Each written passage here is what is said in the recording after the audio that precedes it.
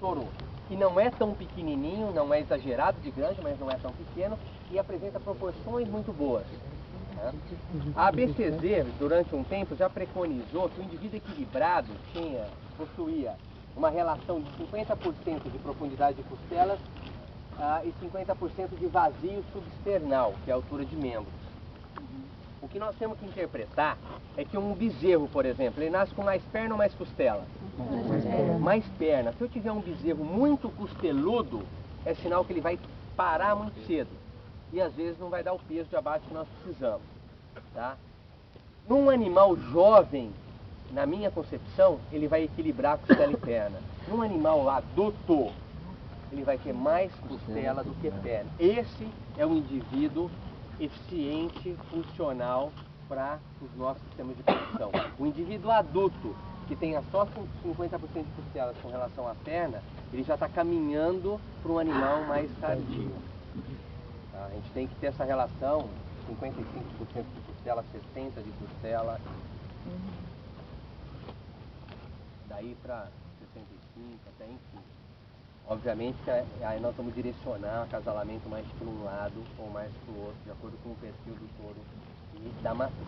Não só morfológico, mas também genético. Na busca de identificar um bom reprodutor, não somente um indivíduo que tenha características de carcaça interessantes, é importante nós avaliarmos raça, tá?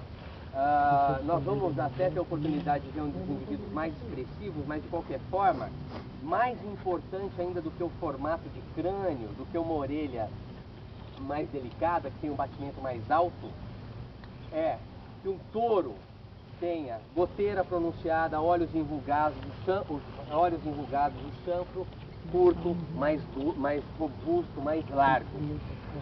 Esse animal, tendo o chanfro mais largo, se nós observarmos ele de frente, ele tem também narinas afastadas e boca grande, uma característica importante.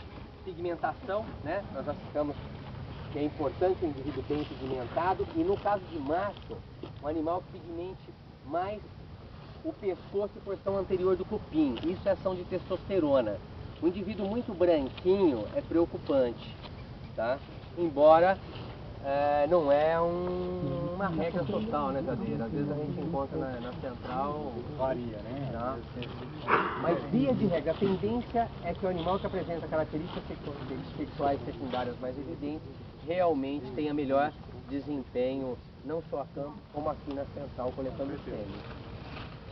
Baseado ainda em características sexuais secundárias, o cupim tem forma de rim ou castanha de caju, apoiado sobre o dorso, é assim que deve ser. Nas fêmeas, menos, não é tão perfeito a forma de castanha, nos machos sim.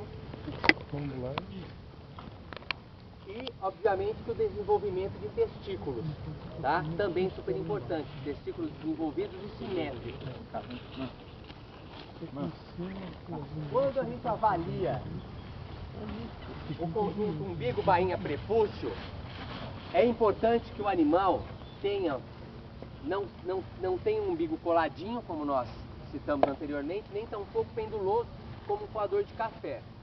Aqui esse animal tem um bom umbigo, e o Lengruber já tende a ter um pouco mais de umbigo. Esse animal aqui tem um umbigo adequado e angulado. Não é exagerado. É curtinho, é um animal que deve corrigir? Não, também.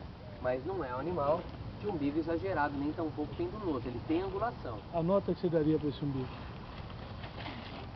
Esse umbigo já caminhando com o umbigo 4, não é isso? Caminhando com o umbigo 4, que ainda está dentro do ideal, tendendo a ser um pouquinho maior. Uma argumentação muito comum que vocês ouvem, principalmente em pista, é que o animal é harmonioso. Como é que a gente interpreta esse conceito de um indivíduo harmonioso?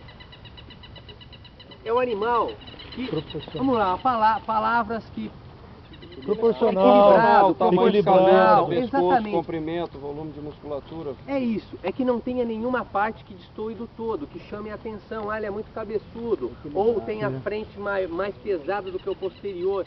Aí ele perde em harmonia de conjunto. Vocês ouvem falar demais também, o animal tem passagens harmoniosas. O que é isso? O animal, por exemplo, tem passagem de linha dorso-lombar para posterior harmoniosa. Quando não tem degrau, se esse indivíduo tivesse o sacro proeminente, por exemplo, ele perderia na suavidade dessas passagens.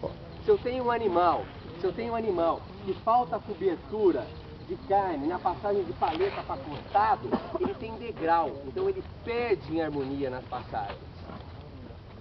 Tá ok? Sim.